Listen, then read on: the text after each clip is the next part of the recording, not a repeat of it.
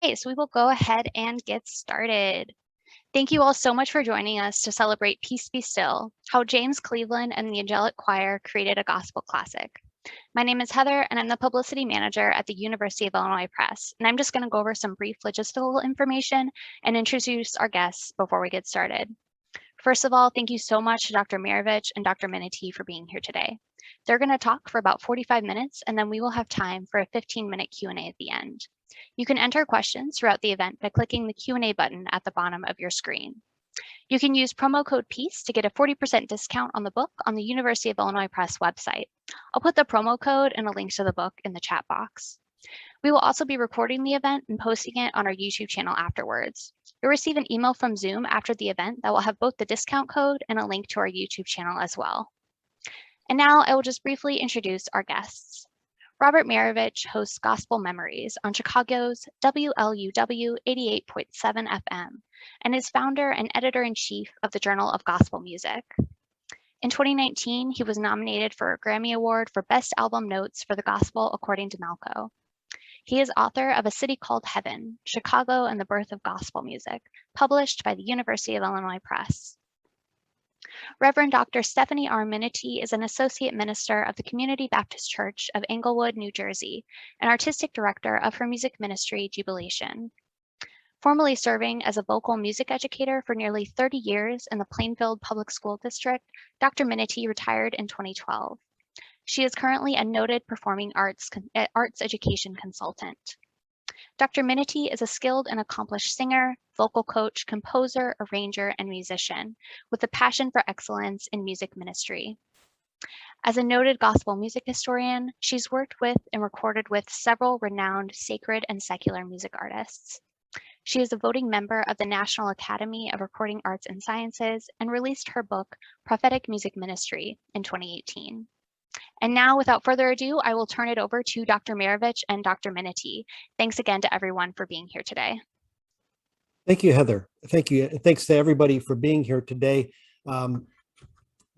Reverend Steph, I want to start by just saying thank you. Amidst your many accomplishments, what people may not realize is you are the inspiration for me writing Peace Be Still.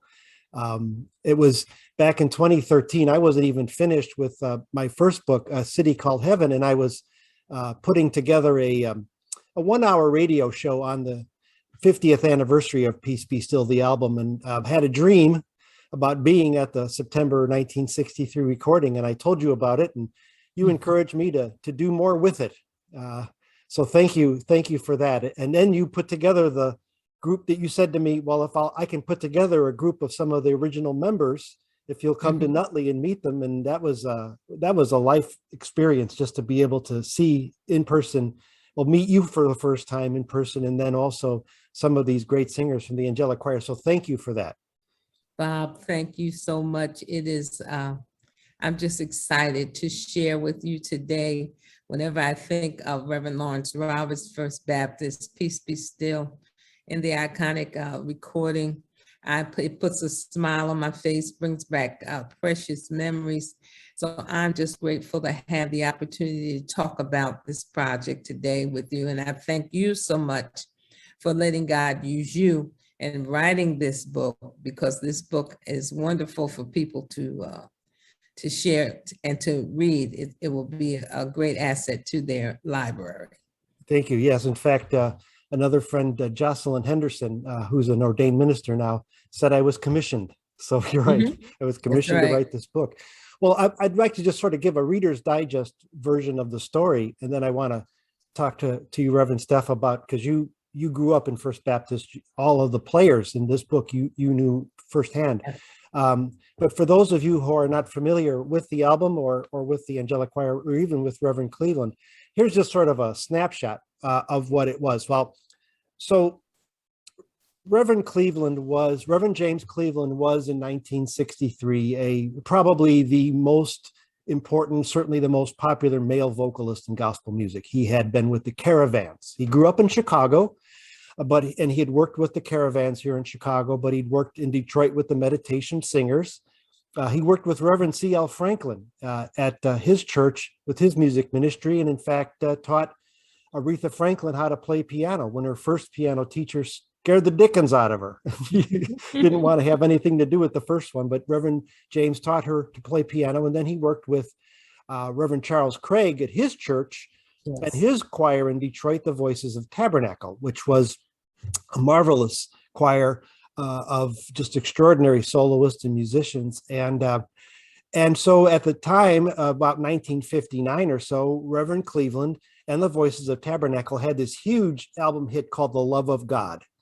And it got critical praise. It sold well.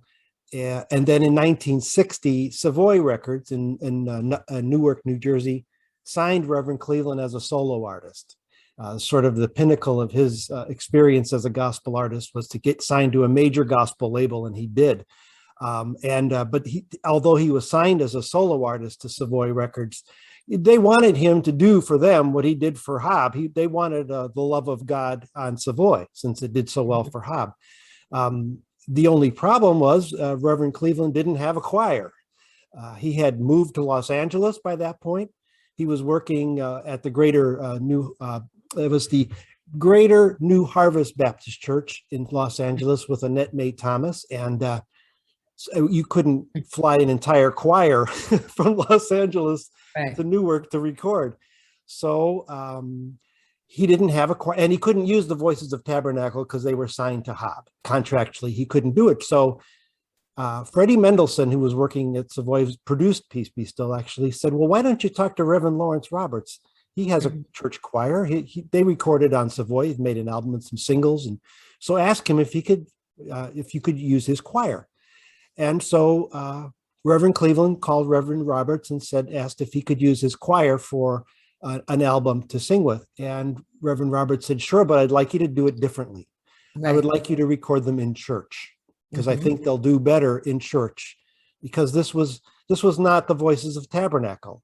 This was not, and he felt they would do better in church. Well, Reverend Cleveland kind of was thinking of the particulars. Reverend Cleveland was a perfectionist.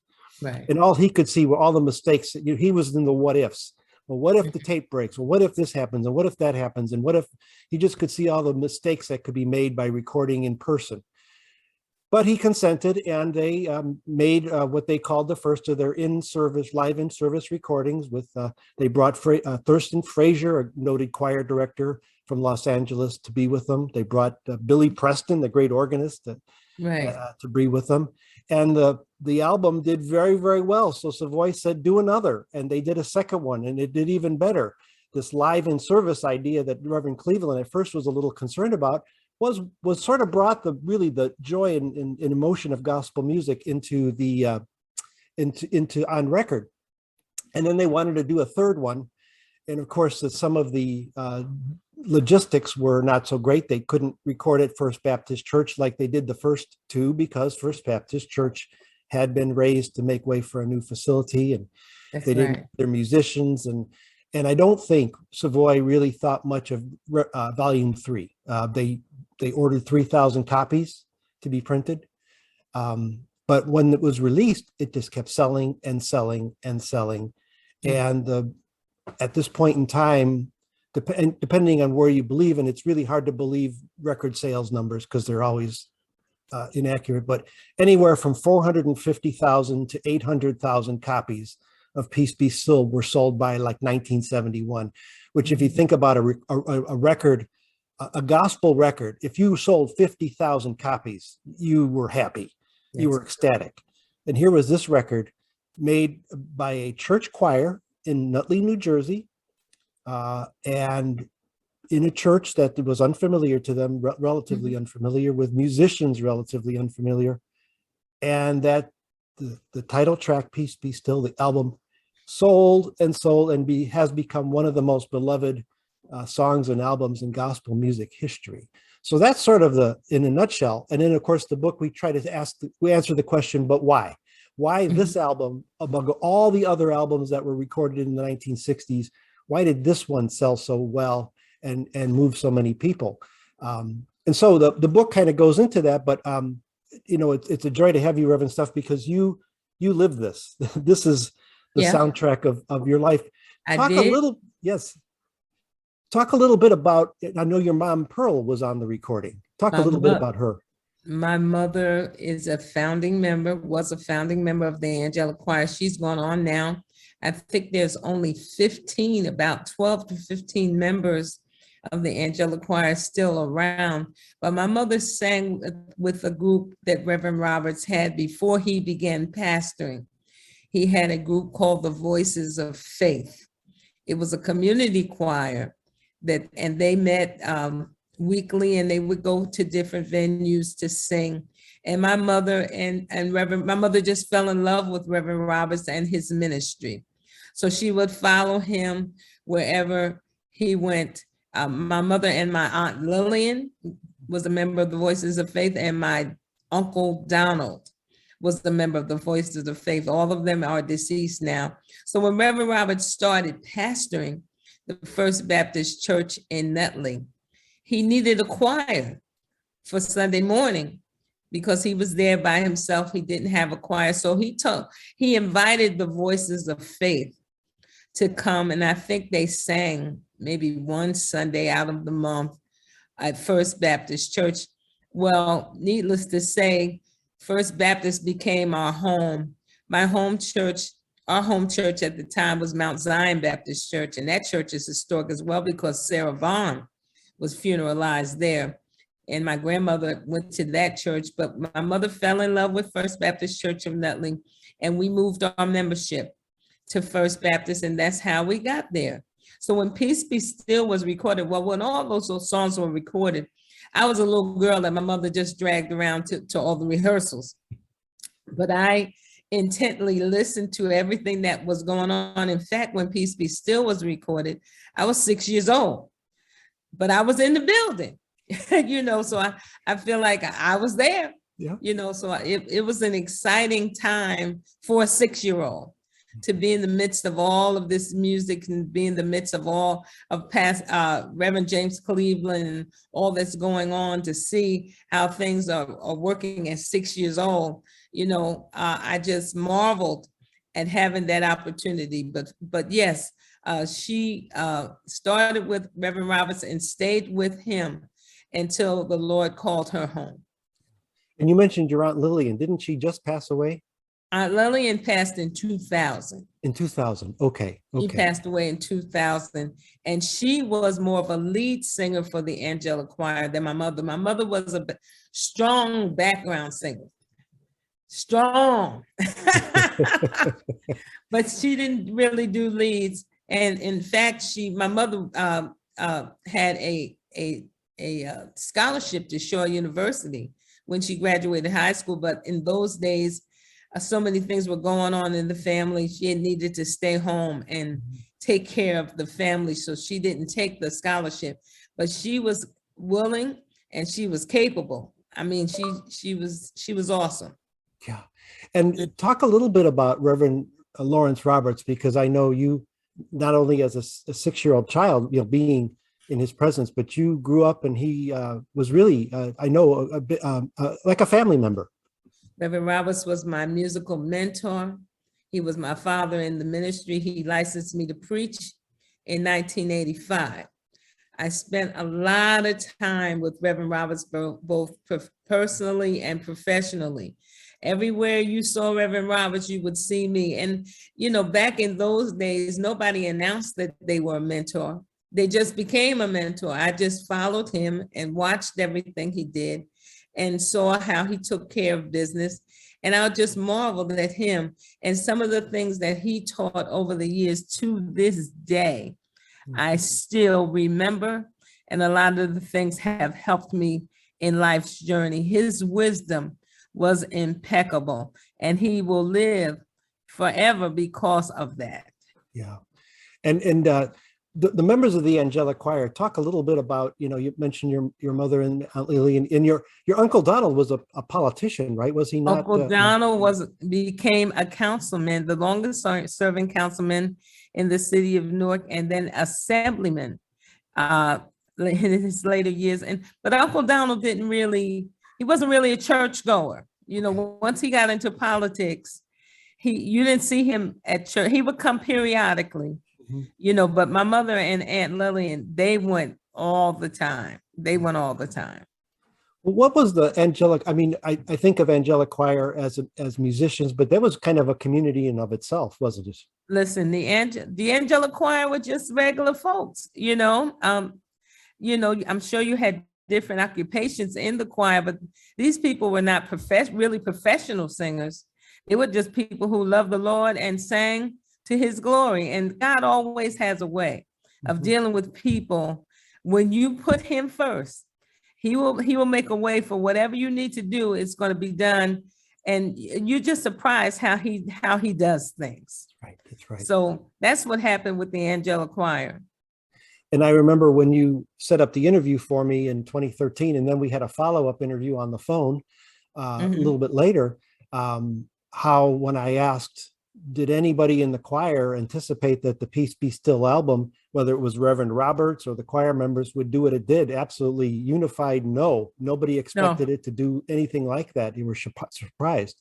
They knew about what was happening in the civil rights movement. Of course, they were aware of what was going on, but their prime focus was to come together to sing to the glory of God.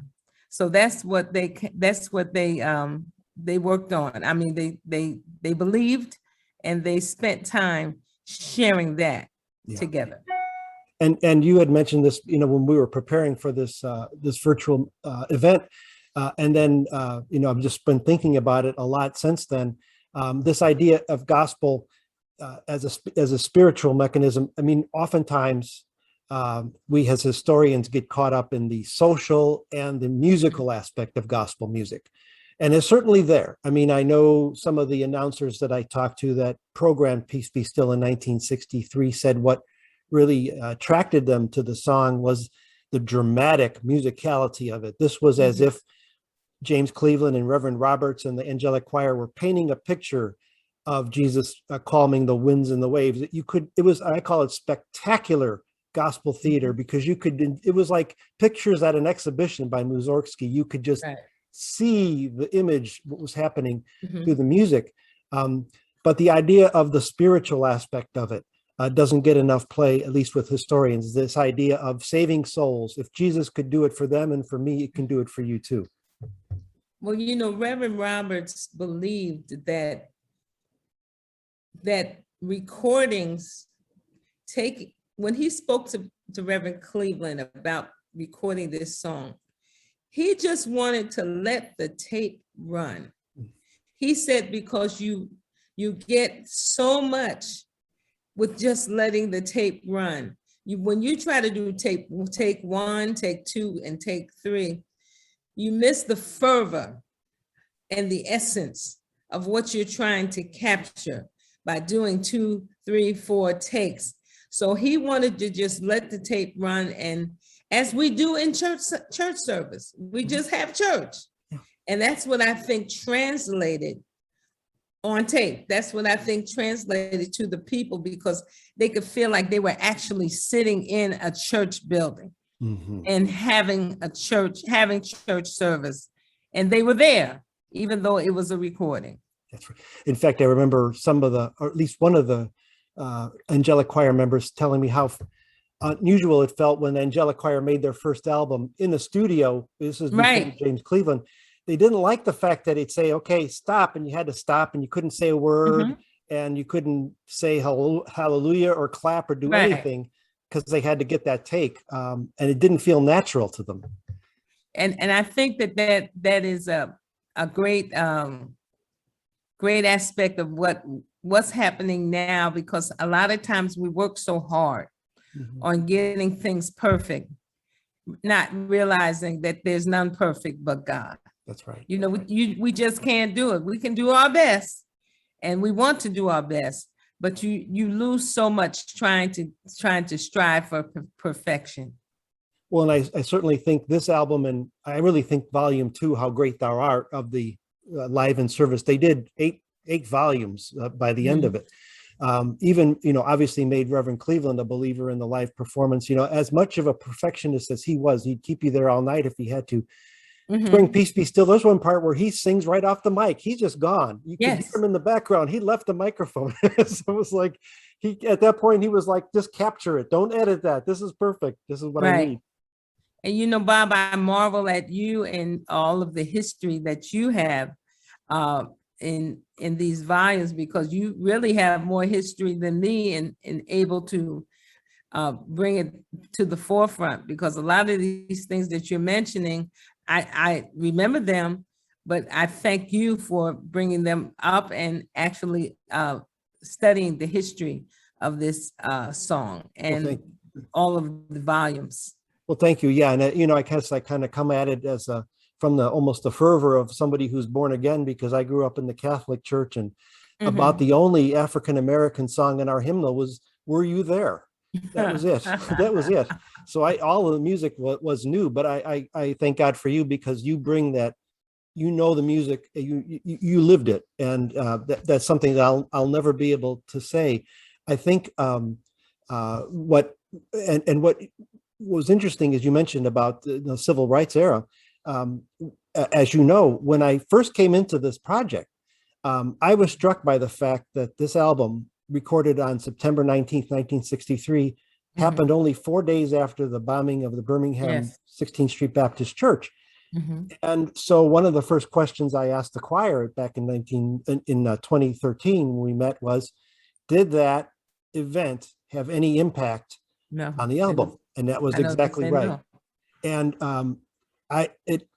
again, as a historian, I'm trying to piece together, I'm thinking, there's a mood. This, as Dr. Jahari Jabir said, this "Peace Be Still" is a song that it's not necessarily peaceful in the mood. It's got this kind of dramatic underpinning. And I'm thinking, well, this could have been very much on everyone's mind. And of course, what they said was, while it was certainly on their mind and they were shocked and horrified by what happened, they were not going to let that stop them. Their focus was ministry. Yeah. Their focus was ministry. And I wish that those of us who do gospel music today, I wish that was our main focus, because I think we get better results than we're getting now. But people are so involved in, some people, not everybody, are so involved in the performance aspect of this, that we lose what we're trying to do. We're here because God has called us to be examples, and he uses our gift to share with the world. And if we have that as our focus, the sky's the limit for whatever we want to do. The sky's the limit. You're absolutely right. For all of the red carpet walking and the awards events and so forth, here's a choir who humble can be, following their leader, Reverend Roberts, doing what they do. I remember my mother, I would watch her do things with the Angelics, and when I got older and had jubilation, I would tell her that, Mom, we're doing this, we're doing that. And she would just be like, been there, done that, got the t-shirt and the hat. You know what I'm saying? You're not doing anything new. So it's a memory that I shall not forget. Now, in terms of the song "Peace Be Still," we talked about, it's not a civil rights anthem. It's more, to me, it's really. Actually, I read a comment just the other day from Thomas Wentworth Higginson, who was one of the three people who put together the very first collection of spirituals back in 1875 or something. And he said something about spirituals that I thought it makes sense for gospel, and also especially "Peace Be Still," that it's a stimulus to courage and a tie to heaven.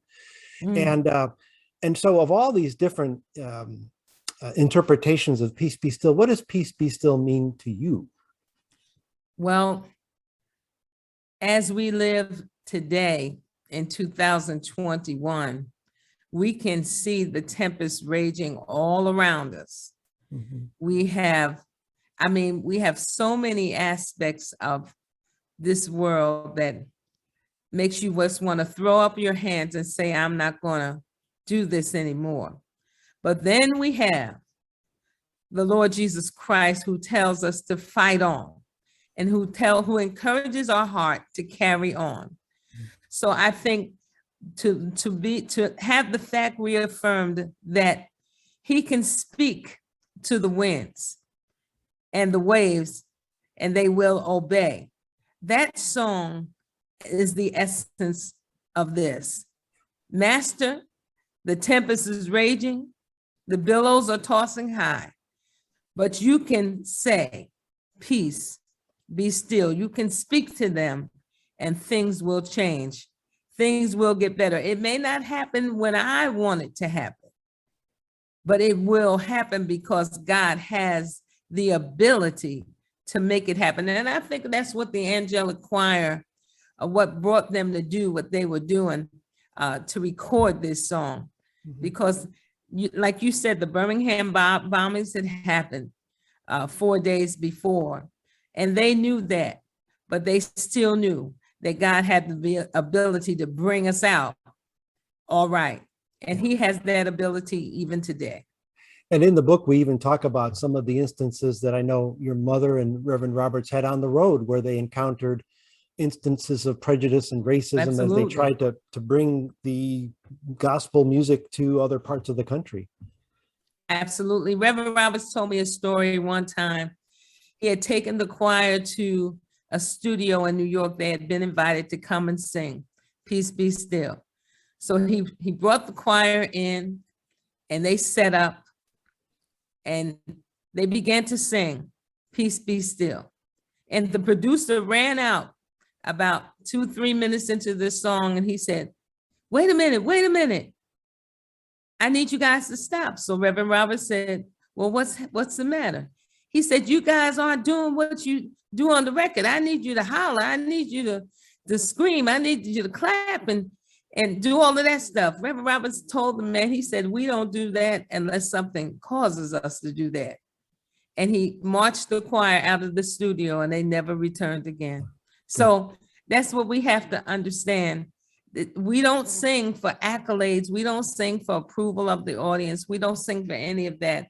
We sing because God is good to us and we want to give him glory. Yes. And that was the unanimous sense from everybody that I spoke with with the Angelic Choir, was just the sense of they felt called to do this. Now that one of the great things was that the money that was raised, I mean, the choir members didn't get that money. They didn't expect to get that money. It wasn't that kind of situation, but it did go to build the church, which they were able to build in 1965 and open it up. And I guess then I think it was volume 5 is when Reverend Cleveland walks in, and he, in the beginning of the album, he starts talking about, oh, look at this beautiful, and it is a beautiful church. It's like a votive light on the corner there in Nutley. And he starts talking about how beautiful it is. And if you go into the church today, it's well taken care of and it looks exactly like it did.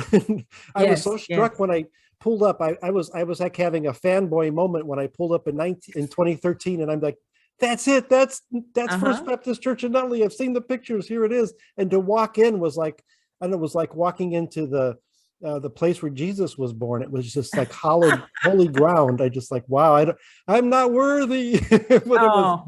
but it was, it just really showed, the ability of a choir and Reverend Roberts to build that church and to make it kind of where he could use it for recordings. Not for pop-up recordings, but for more of the religious recordings as well.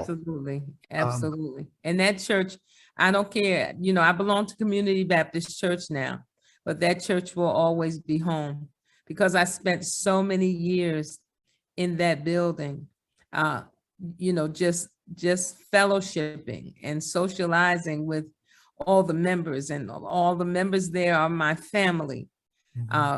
First Baptist has a great bond of people. And, when I go there, I think I went back for the adult choir's anniversary.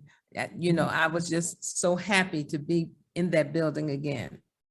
Were you there for when the Angelic Choir formally retired, Reverend Roberts formally retired the choir? Talk a little bit about that experience.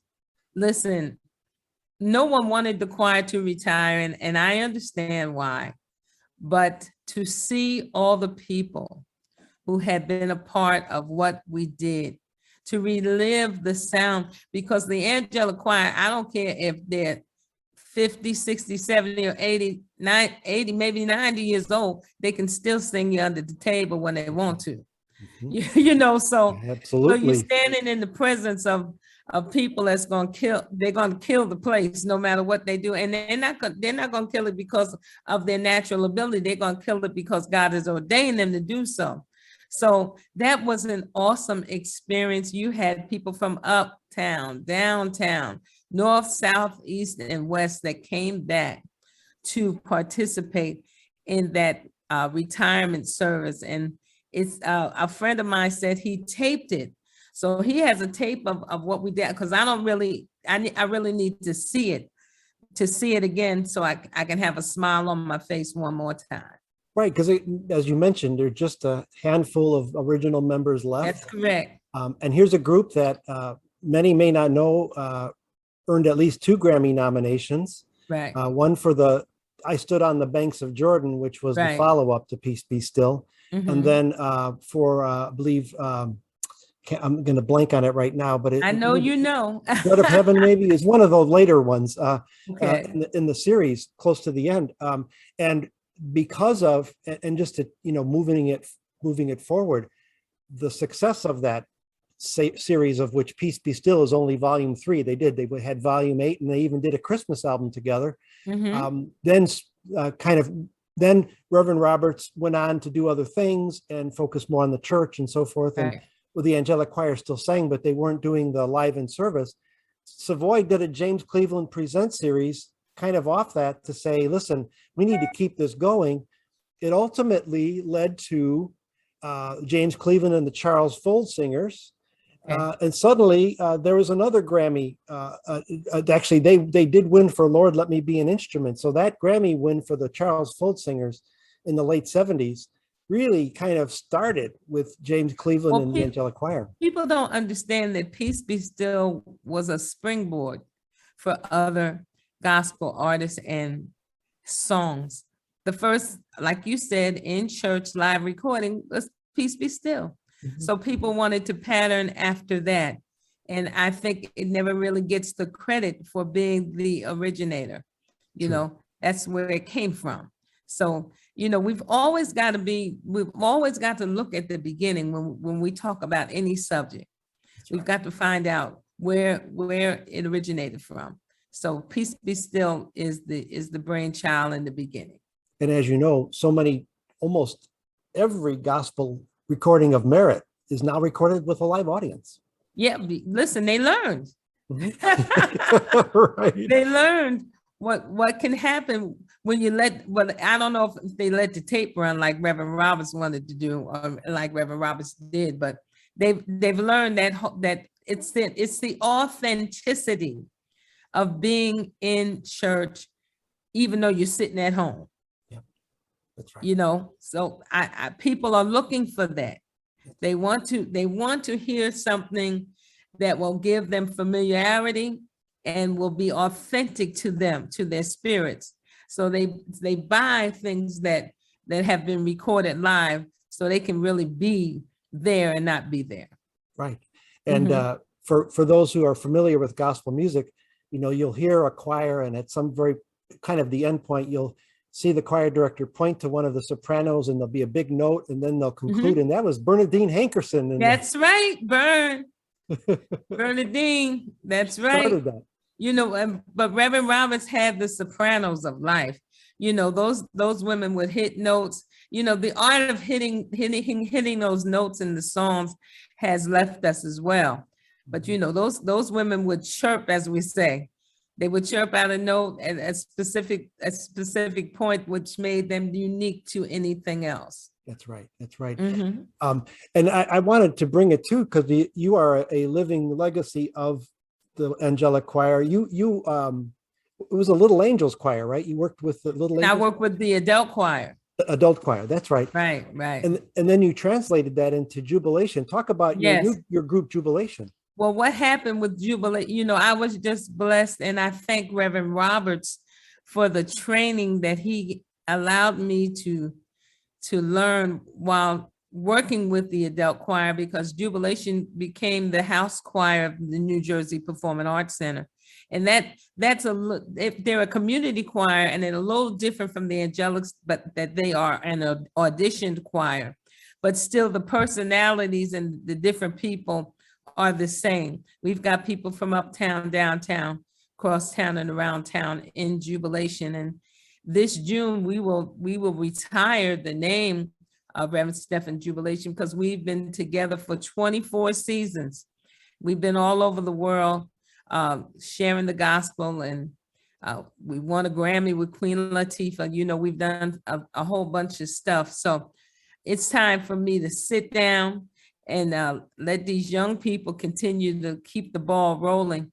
But we're going to retire in on June 18th. Oh, well, congratulations on a well-deserved. I'm sure people will be saying about jubilation what they were saying about the Angelic Choir. Don't retire. Don't retire. Listen, I don't know what God has in store for us, and I will still follow his lead. If he opens doors for us to do things, I will still do them. But the weeks of rehearsals and going from venues and to venue and all that stuff, I need to just not do that anymore.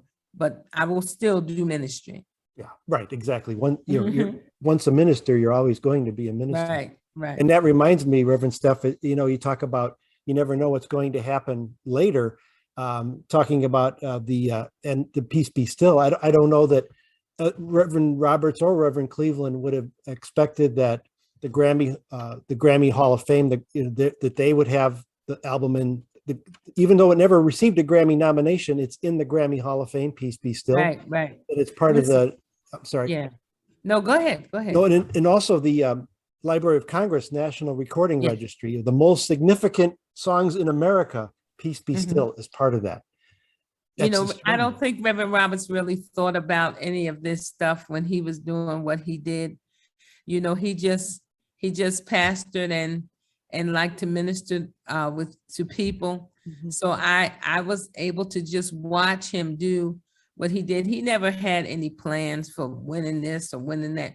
So I'm sure if he was alive today, he would be excited about what's happening with the song, and people are talking about the song. I find it's a privilege for me, Bob, to talk about Reverend Lawrence Roberts, because I really think that he has not gotten the accolades that he deserves after all the years that he has put in. I mean, as a Savoy executive, Reverend Roberts is responsible for a lot of the groups, the older groups who became anybody.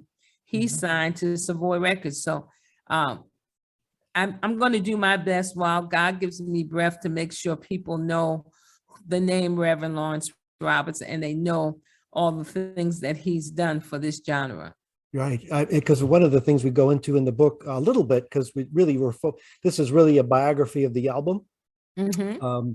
But Reverend Roberts really took pop music and injected it into gospel. I always felt Reverend Roberts had a great sense of humor, and he used that to inject. So he did, when he did It's the Holy Ghost, this really hit the road. Yeah. It's the same song. And then there was a song he did that was supposed to be on this album, but was not, was based on Marvin Gaye's Pride and Joy. Yes, I've heard them do that song. I've heard them do that. They didn't record it, but I've heard them do it. And so, you know, he has this it's like and then of course he had the song about Sputnik back in 1958. Yes. Now I was not born, but I heard about all of that stuff. Right. You know, it was like a kind of a wink to, like, yes, this is ministry, but we're going to come at you from where you're at, you know, in the pop world. He did have a sense of humor, didn't he? He was. Listen, if you could keep a straight face around Reverend Roberts, you were good, because there were so many things that he did that were just comical. And sometimes he made you laugh when he wasn't even trying to make you laugh. So yes, I think that's an understatement, sense of humor. Right. It's an understatement to say he had a sense of humor. So I remember he had mentioned how even he took, you know, the church, it was almost built and then there was a fire. Yes. And he was saying to one of the members how he said, well, I was just was telling myself how great I am for building this church, and then there was the fire. So it was sort of like God saying to me, God told him, yes, yeah. right. He said, He also said, he's buried in a mausoleum. So you've got to, it's up a ways. It's not underground. And he said he wanted to be buried up high because if anybody wanted to spit on his grave, they'd have to spit up and not spit down. So, that was one of the things that he said that I can tell you that he said that was funny. Yeah. How do you think he'd want to be remembered today, Reverend Roberts? Well, I think he want to be remembered by people saying that he did the best he could for people, and he worked hard to try to make people's lives better. I think that would be the way he would want to be remembered. Of course, he was a good father, good husband, good man all around, good family member, good pastor, good teacher, good preacher, all that stuff. He was excellent, but I think he would want to be remembered as somebody who touched somebody's life. Yeah. And I know he after the series of live in service albums, he worked with Reverend Cleveland on the Gospel Music Workshop of America. So I think he was the president for a year. So this teaching of the next generation that you're talking about, even with Jubilation, passing it on to the next generation, he seemed to appreciate the legacy of, the next generation taking it to another step. We have a song that Reverend Roberts recorded with us with Jubilation. I'm going to send it to you, Bob, because I don't think I ever sent that to you. Oh, I haven't heard it. Somebody Saved Me, and he's doing a narration before we start singing. And it is a song that touches the heart of man. It is just a tremendous piece. And I'm going to make sure you get a copy because I don't think I sent that one to you. Well, thank you. And it was a treat to see him when Malico did the Living Legends event a few years ago when he was still alive. And he sang Peace Be Still to the really Thomas Whitfield then took the arrangement and kind of made it his own. And then Vanessa Bella. Yeah. And that sort of is now the predominant arrangement of the song. But he was singing that version and he led it and he narrated it. And you just sort of felt that commonality, that community all right back happening again as if it were 1963. Well, Lawrence Roberts has always been a great orator. And anytime you hear him speak, it's him. Yes.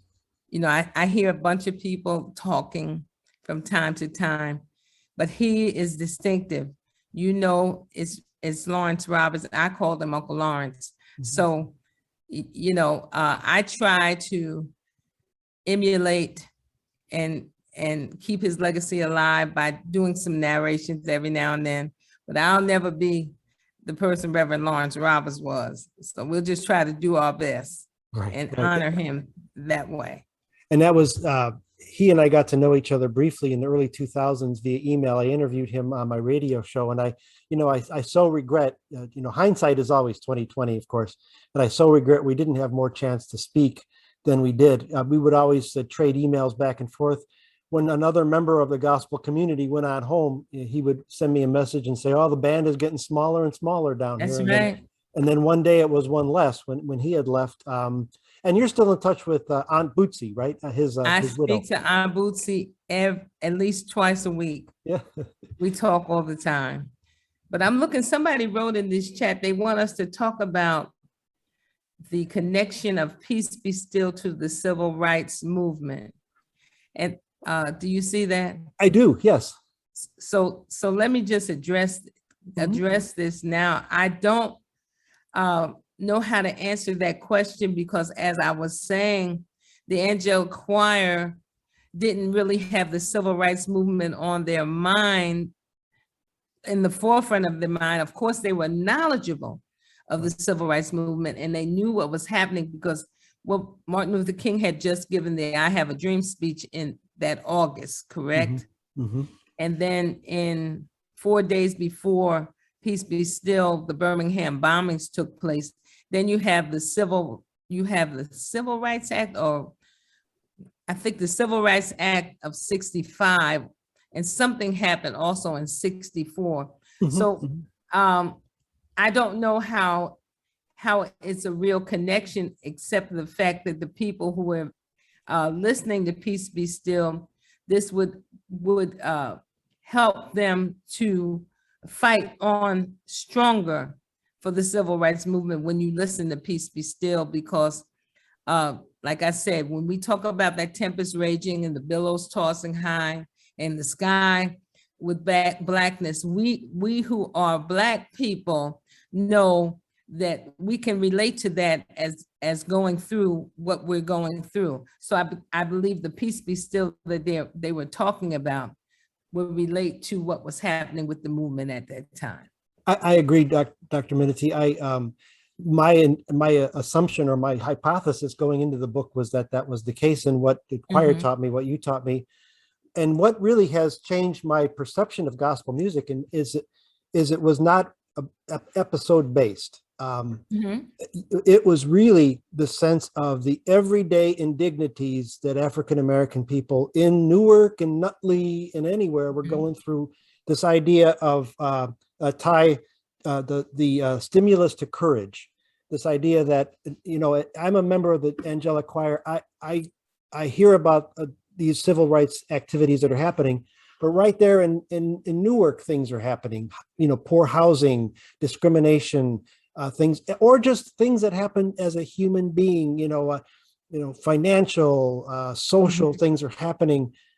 So whatever's happening in my life, the internal part, I can express through this song, and then externally say that if I can feel this spiritual presence, so Jesus calming the wind and waves in my life, calm it in your life. So it's evangelical. It's like it's saving souls. Absolutely. And that was really more on their mind, as sort of evangelists for Christ. Here's what he did for me. Here's what he can do for you. In that song. And so I think, we have probably placed an improper emphasis or weight on Peace Be Still in terms of civil rights movement. Nobody was singing the song on the marching. Right. No, but absolutely not. No. And it's not to say that somebody didn't listen or didn't take it that way. Certainly then President Kennedy was assassinated in November.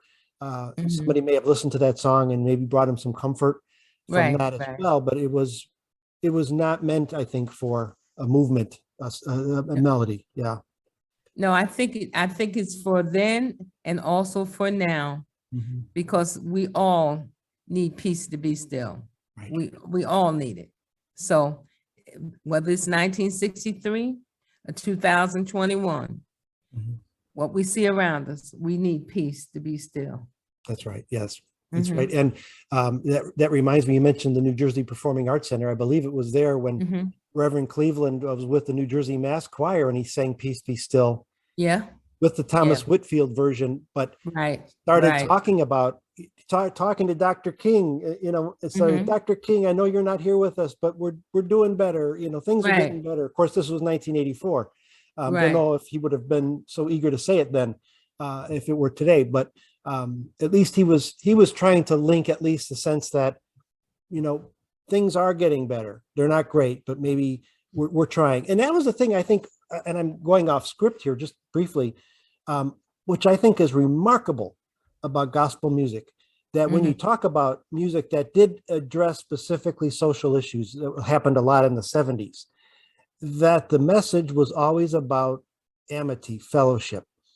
Can we all get along? Can we love each other? It wasn't a negative or anything. It was just saying, why can't we all get better? Why can't we all be friends? And that is a remarkable thing about gospel music, that it's never, ever had a sense of discouragement, or it never stopped at the discouragement. Well, gospel means good news. There you go. So, we have to be eternal optimists about what is going on, even though we face adversity, even though we see things not looking the way that we would want them to look. We've got to always believe that things will get better. And I think that's what this whole gospel ministry is all about, sharing with people. Yeah, I know times are rough. Yeah, I know you're going through. Yeah, I know you're sick. I know that there are problems, but it's not going to always be that way. We've got to be optimists. We've got to do it as people of God and people of faith. That reminds me, Mahalia Jackson once tried to give the description between the blues and gospel. She said, if you sing the blues, at the end of the blues, you're probably still a little blue. She said, but after singing gospel, you feel better. You feel like maybe a little bit calmer. We have a question here about, I'm curious about the angelic choirs not being distracted from their mission by the civil rights movement. Do you believe that a focus on the mission of gospel versus a preference for the performance aspects of gospel is a generational thing, or was the focus on the mission of God not generational and maybe something else? In terms of the angelic choirs time period, what do you think? I know back in the 60s, even I left First Baptist and Reverend Roberts retired 2000. I can't even remember the exact years, but it was never about performance for him. His slogan was, gospel music should never be used to entertain, but to enlighten. It is good news for bad times. So that slogan has always stuck in my head, even though I've been in the midst of performances, and I've been so many places and seen so many things. I always have to remember that when I stand and proclaim this gospel, that it should never be used to entertain, but to enlighten. So that's how I would answer that question. I totally agree. And I see we have another question, who taught the vocal parts? Did most of the choir members have a natural talent to harmonize?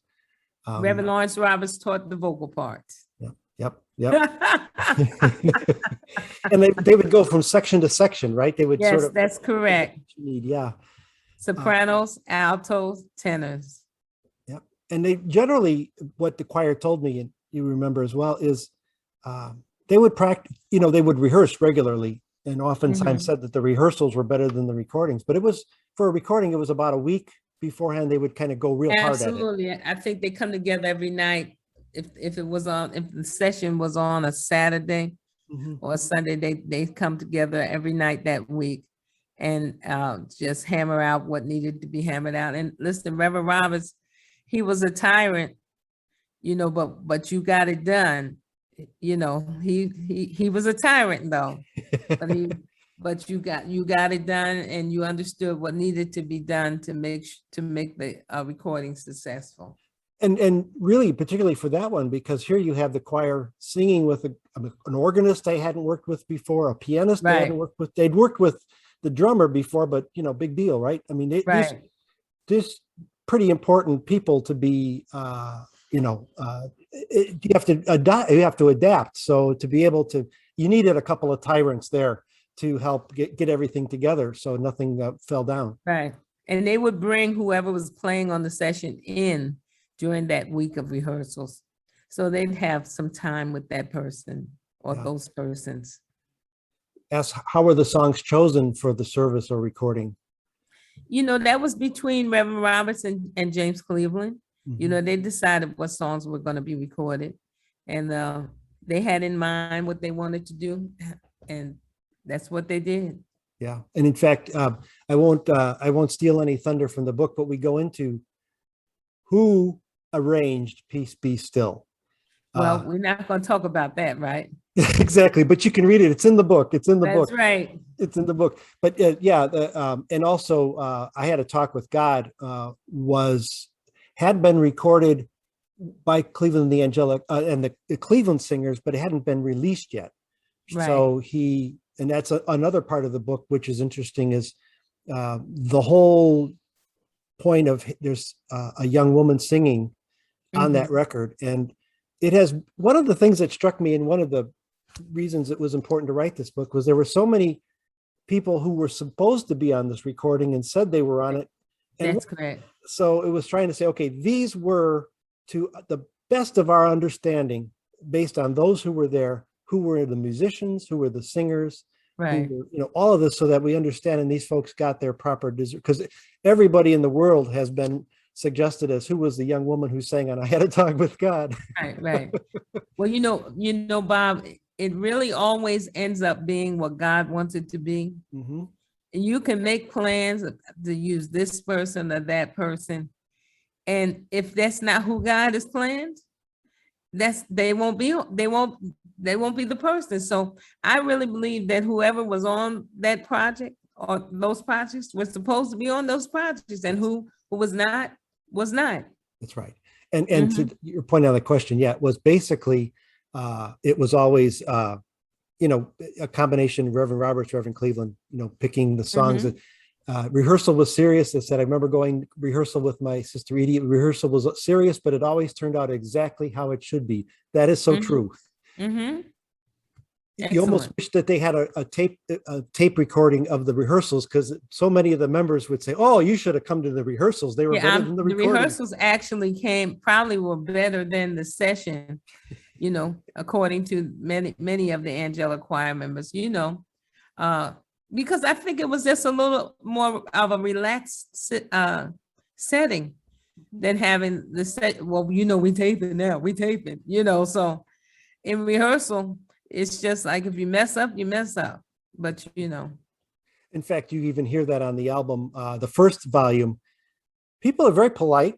They clap, but by volume 2, it's church. You know, even James Cleveland's losing it. By volume 3, everybody knows what to do. Go ahead and shout when you want to shout. Don't worry about it. Be relaxed. And you will also see that on the, have you seen the Amazing Grace film? Yes. Aretha, you will always also see that on the Amazing Grace film. Yeah. That was in church recording. Yeah. But those people were having church. That's right. And, you know, until that album, and really until, you know, like Edwin Hawkins and all of that, Peace Be Still was the big gospel album.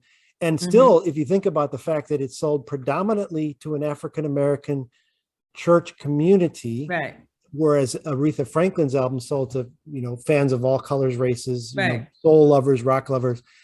It probably really, in terms of its market niche, really did better. But yeah, I mean, the influence of Reverend Cleveland being back with a new choir, his own choir. I mean, it all has its history back in what he and Reverend Roberts did. Well, I think Reverend Cleveland had also had experienced it already with the Angelic Choir, so he kind of knew what it was going to be like, and he wanted to do it with his choir and Aretha. That's right. And when you see him setting up in that film, it struck me those were the same things that people like Robert Logan, who was a musician with the Angelic Choir, would tell me how they would set up for Angelic Choir recordings, with the big blanket over the piano, and how you set up the microphones. You and all say that. Robert Logan. See, I know him as Doobie. Oh, Doobie. Okay. People from the church know, you know, Reverend Roberts had nicknames for people. So I know him as Doobie. But he was awesome. And the one thing that I want to talk about too is, you know, Reverend Roberts had the same musicians throughout his tenure. You would see the same people with him all the time. Today, you don't know who's playing for who. You just don't know. That's right. And I think that we lost something there as well, because consistency means something. You know, loyalty means something. Right. He had a sound. But, you know, as time went on, there was a development. You knew, if you listened to the Angelic Choir, you knew what to expect. And choir directors would listen to these albums and want to play it and learn these songs. And so if it kept changing so you didn't recognize it, I don't think you would have had that same kind of fan base and you know, group of people following you. In fact, one of the gentlemen from the C&C Music Factory was one of his musicians. David Cole. Yep. Reverend Roberts called him Red because he had red hair. That's right. So that was his nickname. You know, like I said, Reverend Roberts had nickname. I'm not going to tell you what my nickname was. I know you've told me you're never going to. But I know somebody's going to put it in the chat. But my nickname, you know, I won't let anybody call me that today. Only Reverend Roberts can call me that. But he had a nickname for me. You know, and I know as we're winding down, you know, we talk about Aretha Franklin and, you know, these connections to popular culture, you know, C&C Music Factory and so forth. I mean, Reverend Roberts worked with Sissy Houston and Whitney Houston. You know, this was the family, the Drinkard family, the Houston family. He was very close to. He was a member of the Drinkard Singers. Yep. He was a member of the Drinkard Singers, and Dion, to this day, we're good friends with Dion Warwick. And Sissy is the elder. I haven't talked to her in a while, but I have much respect for her. I had the privilege of going to Whitney's funeral. So, we're all family, Bob. We're all family. And what this says is, the Newark gospel community, the greater Newark gospel community is, doesn't get as much justice as it really deserves. Even you talk about Chicago, New York, Philadelphia, Los Angeles, but yet in Newark, you had the Angelic Choir, you had Reverend Roberts, you had Reverend Stephen Jubilation, you had the New Jersey Mass Choir, you had the Drinkard family, you had Whitney Banks Houston, Brothers. Yep, Banks Brothers. It's amazing. Yeah, right. So, I'm sure there are many more I could name, but I can't name them off the top of my head. But he was good friends with Charles and Jeff Banks. Yes. Yeah. And then I know then there was Robert Banks that somehow related. Yes. He is I don't think he's related to the Banks brothers, but he was a fantastic musician, Robert Banks. Awesome.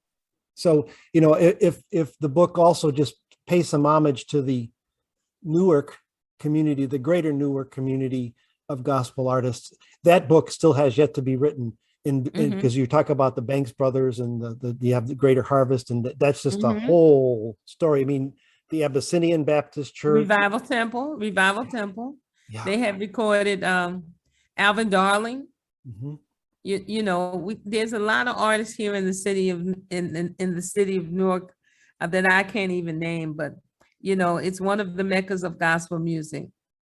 And I want to thank Dr. Alva Lewis, who keeps that alive. Dr. Alva Lewis is always talking about gospel music in the city of Newark. Yeah, because that is a story in and of itself, going back to the 30s and 40s and everyone that came along. And I hope everyone on this event, the video, kind of gets a sense of where Peace Be Still is in that history, that it has its own history, but it's part of Newark, Nutley history. It's part of New Jersey history, part of American history, but really comes out of the members all lived in that area and came together for one evening for a spectacular history, which will live on forever, as long as people remember gospel music. That church attracted, we had Doris Duke, which she was coming to Nutley.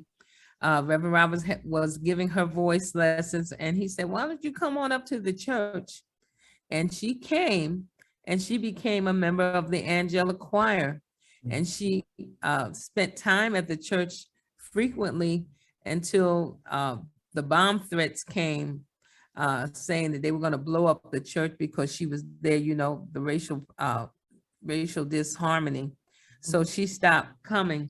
But Doris Duke was a member of the tobacco heiress. Doris Duke was a member of the Angelic Choir. And you bring up a great point, because you see now choirs that are mixed with different races. And yet here we are in the 1970s, still and yet one white woman joins a black choir, and there's going to be somebody who wants to threaten to bomb a brand new church as a result. And so, we were not that far away from that history. And so your point is well taken. Peace Be Still is an anthem for yesterday, today, and tomorrow. As long as there are troubles, we need a calming of the winds and the waves. It is that idea of a stimulus to courage and an anthem of calm. So, any other questions? Heather, how are we doing? Looks like we're just about of time. Thank you both so much. This has been a really fantastic event. Do you have any final words for us? Reverend Minatee? Listen, thank you so much for having me. It's always a pleasure to talk about First Baptist, Reverend Roberts, this whole experience growing up in this phenomenal time. I appreciate you so much, Bob. Thank you. And to everybody who logged on today, thank you for listening to us reminisce and talk more about this book. And listen, if you want to know what my nickname was, you got the, you know, I don't know. You can inbox me or something. We'll find out.